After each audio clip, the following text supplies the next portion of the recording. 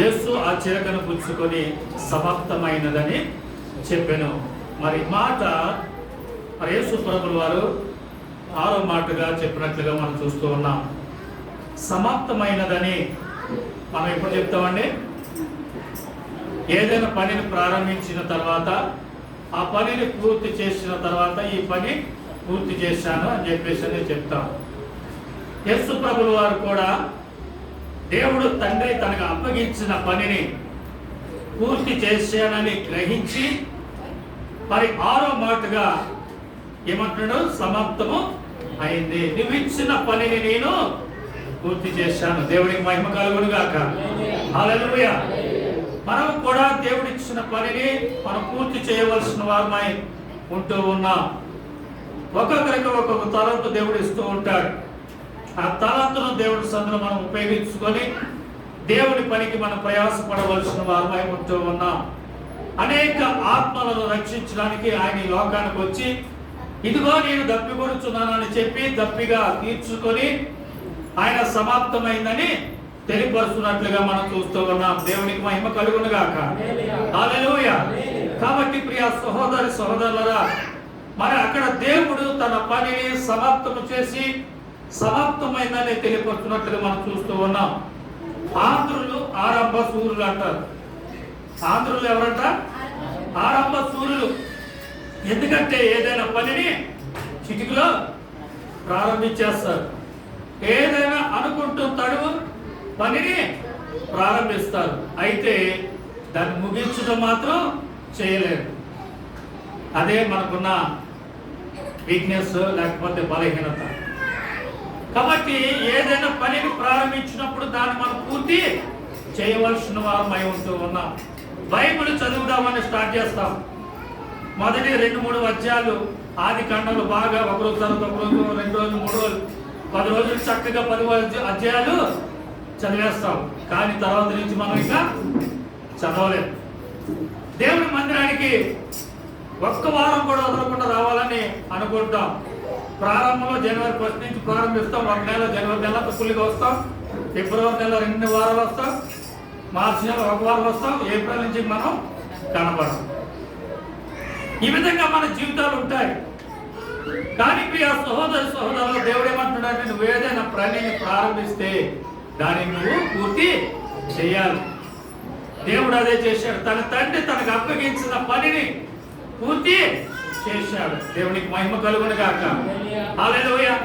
ఏ పని అది ఏమి పూర్తయిందని మనం చూసినట్లయితే ఆ పనిని చేయటం వల్ల మనకు వచ్చే లాభం ఏంటి? దేవుడు సమర్థమైందని చెప్పడం వల్ల మనకు వచ్చే లాభం ఏంటి అని చెప్పేసి మనం చూసినట్లయితే రోమీయులకు మరి యెషయా గ్రంథము 60వ అధ్యాయం 20వ వచనం మనం చూసినట్లయితే యెషయా 60:20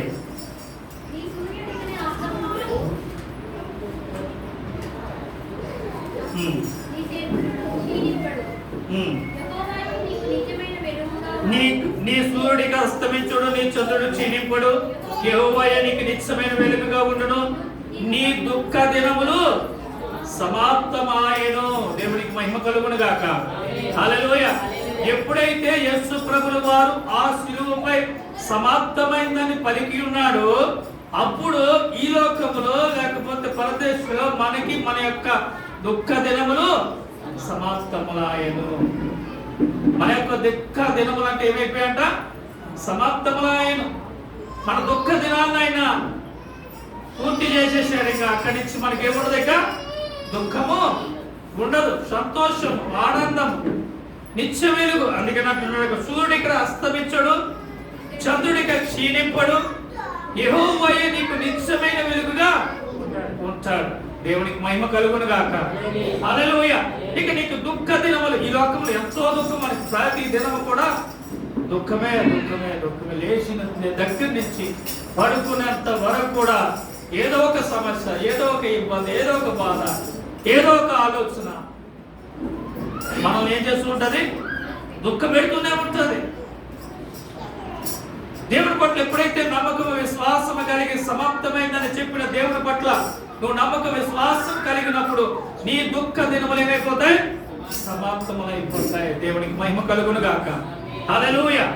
మరి మన దుఃఖ దినములు సమాప్తం కావాలంటే సమాప్తమైందని చెప్పిన యేసు, మరి యేసుని మనం నమ్మి విశ్వసించి ఆయన యందు భయభక్తులు కలిగి ఆయన పరిశుద్ధ రక్తములో మన పాపాలను కడుక్కోవలసిన వారమై ఉంటూ ఉన్నాం. దేవునికి మహిమ కలుగును గాక. హల్లెలూయా. చూడండి, రోమీయులకు రాసిన పత్రిక 10వ అధ్యాయం 4వ వచనం మనం చూసినట్లయితే, విశ్వసించు ప్రతి వానికి నీతి కలుగుటకై ధర్మశాస్త్రమునకు సమాప్తి అయి ఉన్నాడు. దేనికి సమాప్తి అయి ఉన్నాడు? అదీనా ధర్మశాస్త్రానికి సమాప్తమై ఉన్నాడు. ధర్మశాస్త్ర ప్రకారం ఇంకా ఎటువంటి నీకు రక్షణ కలుగదు, అది ముగింపబడింది. ఎప్పుడైతే సమాప్తమైందని చెప్పి ఉన్నాడో ధర్మశాస్త్రాన్ని బట్టి నువ్వు రక్షింపబడలేవు. నువ్వు రక్షింపబడాలంటే ఇక్కడి నుంచి ఎవరి ద్వారా రక్షింపబడతావు? యేసు ప్రభు ద్వారానే నువ్వు రక్షణ పొందగలుగుతావు. కాబట్టి ప్రియ సహోదరి సోదరులారా, దేని సమాప్తం చేశాడు ఆయన? ధర్మశాస్త్రాన్ని సమాప్తం చేసి కొత్త పుస్తకాన్ని ఆయన తెరిచాడు. అదే యేసు క్రీస్తు యొక్క రక్షణ, ఆయన యొక్క మరణం, ఆయన యొక్క పునరుద్ధానం. దేవునికి మహిమ కలుగును గాక. హల్లెలూయా. మన అందుకని అంటున్నాడు, నేను సమాప్తమైందని చెప్తూ ఉన్నాడు. ఇదిగో ధర్మశాస్త్రాన్ని సమాప్తం చేసి నేను ఇంకో కొత్త పుస్తకాన్ని తెరిచి ఉన్నాను. అదే రక్షణ, అదే యేసు ప్రభు ద్వారానే మనకి రక్షణ అనే పుస్తకాన్ని ఆయన తెరిచి ఉన్నాడు. కాబట్టి ఆయన సమాప్తంగా చేసింది ధర్మశాస్త్రాన్ని సమాప్తం చేసి కొత్త పుస్తకాన్ని తెరిచి ఉన్నాడు. తన పనిని తాను ముగించుకొని ఉన్నాడు. ఇదిగో నేను నా సువార్తను ప్రకటించాను, ఇదిగో నేనే రక్షకుడిని తెలియపరిచి ఉన్నాను, ఇదిగో నా ద్వారానే పరలోక రాజ్యాన్ని చేరతారని, తండ్రి వద్దకు చేరతారని తెలియపరచును. అందుకంటాడు, యేసు నేనే మార్గమును సత్యమును జీవమునని తెలియపరిచిన దేవుడు. దేవునికి మహిమ కలుగును గాక. హల్లెలూయా. కాబట్టి ప్రియ సోదరి సోదరులారా, మరి అటువంటి సమాప్తము చేసిన ఆ యేసు ప్రభువుని నువ్వు నమ్మినట్లయితే, విశ్వసించినట్లయితే నువ్వు రక్షణ పొందుకుంటావు. అందుకంటున్నాడు, ఏమంటున్నాడు చూడండి, విశ్వాసము, మరి విశ్వసించు ప్రతి వానికి నీతి కలుగుటకై క్రీస్తు ధర్మశాస్త్రముకు సమాప్తి అయి ఉన్నాడు. ఎవరి పట్ల ఇప్పుడు విశ్వసించాలి? మనం ధర్మశాస్త్రాన్ని ఇప్పుడు విశ్వసించేది ఎవరిని విశ్వసించాలి? యేసు ప్రభు పట్ల మనం విశ్వాసము కలిగి ఉండాలి. అందుకనే ఈ విశ్వాసం ద్వారా నువ్వు ఏం పొందుకున్నావు?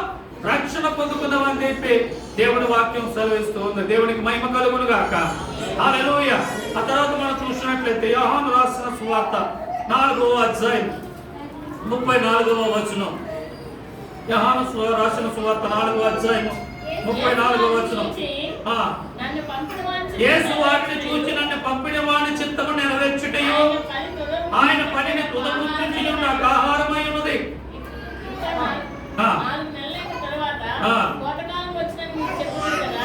ఇదిగో మీ కన్నులెత్తి పొలములను చూడండి, అవి ఇప్పుడే తెల్లవారి కోతకు వచ్చి ఉన్నామని మీతో చెప్పుచున్నాను.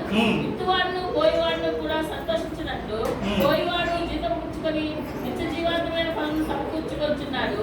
విత్తువాడకను పోయివాడకను మాట ఈ విషయంలో సత్యమే. మీరు దేన్ని గురించి కష్టపడలేదో దాన్ని పోయిటకు మిమ్మల్ని పంపించి ఇతరులు కష్టపడి మీరు వారి కష్టముల ఫలంలో ప్రవేశిస్తున్నారని చెప్పారు. దేవునికి స్తోత్రం. హల్లెలూయా. ఇక్కడ ఏ పని మనం చూసినట్లయితే, దేవుడు నాకు ఒక పనిని అప్పచెప్పించాడు, ఆ పనే నాకు ఏమంటున్నాడు? ఆహారం అని చెప్పేసి తెలియపరుస్తున్నట్లుగా మనం చూస్తూ ఉన్నాం. ఇది యేసు వారు చూచినని పంపిన వారి చిత్తం నెరవేర్చుటయు ఆయన పని పునరుద్ధరించుట నాకు ఆహారమై ఉన్నది. మరి ఆ పనిని యేసు ప్రభువుల వారు ఏం చేశారు? సమాప్తి చేశారు. దేవునికి మహిమ కలుగును గాక. హల్లెలూయా. మరి ఇక్కడ చూసినట్లయితే విత్తువాడు పోయేవాడును కూడా సంతోషించినట్లు పోయేవాడు జీతం పుచ్చుకొని నిత్య జీవార్థమైన ఫలము సమకూర్చుకొనుచున్నాడు. ఏం చేస్తున్నాడు? ఆ పంటను మనం కూర్చుకోవాలి. దేవుడు విత్తి వెళ్ళాడు. దేవుని యొక్క వాక్యాన్ని, దేవుని యొక్క సత్యాన్ని, ఆయన మార్గాన్ని మనకు తెలియపరిచి వెళ్ళాడు. ఆ పంటను మనం ఇప్పుడు ఏం చేయాలి? కోసుకుంటే ఆ పంట యొక్క జీతము మనము పొందుకోగలుగుతాం, దాని ప్రతిఫలాన్ని మనము పొందుకోగలుగుతాం, ఆ నిత్య జీవములు మనము ఉండగలుగుతాం. కాబట్టి దేవుని యొక్క పనిని మరి సమాప్తి చేసి దేవుడు అంటున్నాడు, సమాప్తమైనది నా పనిని నేను పొందుముట్టించాను. మనము కూడా రక్షణ పొందుకున్న మనము మన యొక్క జీవితాన్ని మరి శారీరకంగా సమాప్తి అయ్యే వరకు కూడా మనం ఎలా ఉండాలి? రక్షణ అనుభవంలోనే ఉండాలి, సిద్ధపాటు కలిగి ఉండాలి, మన జీవితాన్ని మనం ఆయనకు అప్పగించుకొని ఉండాలి. మరి చాలా మంది రక్షణ పొందిన భక్తులు చాలా భక్తి పరులుగా ఉంటారు, ఆ భక్తిని జీవితాంతం కాపాడుకోలేకుండా ఉంటాం. కాబట్టి మన యొక్క భక్తి జీవితాన్ని, మన యొక్క విశ్వాస జీవితాన్ని చివరి వరకు మనం కాపాడుకోవాలి. అప్పుడే ఆ జీవార్థమైన ఆహారాన్ని లేకపోతే ఆ యొక్క పరలోకానికి మనం చేరగలుగుతాం. కాబట్టి మన యొక్క విశ్వాసమును కాపాడుకోవాలి, మన యొక్క నమ్మకాన్ని కాపాడుకోవాలి, మన యొక్క భక్తి జీవితాన్ని మనం కాపాడుకోవాలి. మరి దేవుడు దాకా వచ్చేంత వరకు, లేకపోతే మనము దేవుడి సన్నిధికి చేరేంత వరకు కూడా కాపాడుకుంటూ ఉండాలి. దినదినము మనము ఆత్మను బలపరుచుకుంటూ ఉండాలి. 5 కన్యకులు, 10 మంది కన్యకులు మనకు తెలిసిన 5 బుద్ధి లేని కన్యకులు, 5 బుద్ధి కలిగిన వారు. 5 ఏ విధంగా అయితే సిద్ధపాటు కలిగి వారి యొక్క భక్తి జీవితాన్ని, వారి యొక్క ఆత్మీయ జీవితాన్ని కాపాడుకుంటూ వచ్చారు, వారు మాత్రమే వెలుగుబాటు లోపలికి ప్రవేశించారు. మిగతా 5 ప్రవేశించలేకపోయారు. కాబట్టి మన యొక్క భక్తి జీవితాన్ని కాపాడుకుంటూ ప్రారంభంలోనే కాదు భక్తి, ఆ భక్తి కంటిన్యూ అవుతుంది, ఇంకా భక్తి పెరగాలి. కానీ మనకేమవుతుందంటే ప్రారంభంలో ఎంత భక్తి ఉన్నదో వచ్చే కొద్ది ఇంకా అంతకంటే తక్కువ అయిపోతూ ఉంటారు. కానీ మన భక్తి జీవితం ఏమవ్వాలి? పెరగాలి. దినదినము పిల్లవాడు ఏ విధంగా అయితే ఎదుగుతూ ఉంటాడో ఆ విధంగా మన భక్తి జీవితం పెరగాలి. అంతేగాని మన భక్తి జీవితం తగ్గిపోకూడదు. ప్రభు అదే అంటూ ఉన్నాడు. మరి ఏ విధంగా నువ్వు సమాప్తి చేయకున్నావు నీ భక్తి జీవితాన్ని? మంచి పోరాటము పోరాడుతున్న నా పరుగును తుదా ముట్టించింది. చూసా, పరుగు తుద ముట్టించాడు, చివరి వరకు వెళ్ళాడు, సమాప్తి చేశాడు. ఆ విధంగా మనం కూడా మన భక్తి జీవితాన్ని, మన పోరాట జీవితాన్ని తుద వరకు కాపాడుకుంటూ ముందుకు సాగాలి. ఆ నిత్య జీవానికి వారసులు దేవుడు ప్రతి ఒక్కరికి అనుగ్రహించుగాక. ఆమేన్. తలలు వచ్చి కళ్ళు వస్తున్నట్లయితే